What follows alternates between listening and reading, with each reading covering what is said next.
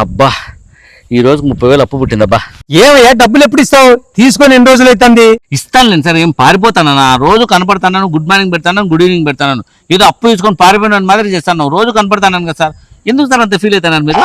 Feel అయిందయ్యా, ముందు డబ్బులు వారానికి తెచ్చిస్తానంటే ఇవాళకి ఎన్ని వారాలు జరిగినాయి చూడు నువ్వు. డబ్బులు శాశ్వతమా సార్? ఎందుకు సార్ ఆ శాశ్వతమైన డబ్బు గురించి అంత బీపీ తెచ్చుకుంటారు? మనం పోయేటప్పుడు డబ్బులు కట్టుకొని పోతామా సార్?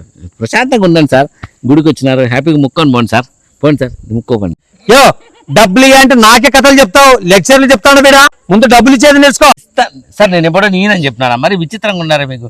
మీ డబ్బులు మీకు నయా పైసాతో సహా తిరిగి ఇస్తా సరేనా? హ్యాపీగా గుడికి వచ్చినారు, ముక్కొని ప్రశాంతంగా ఉండండి.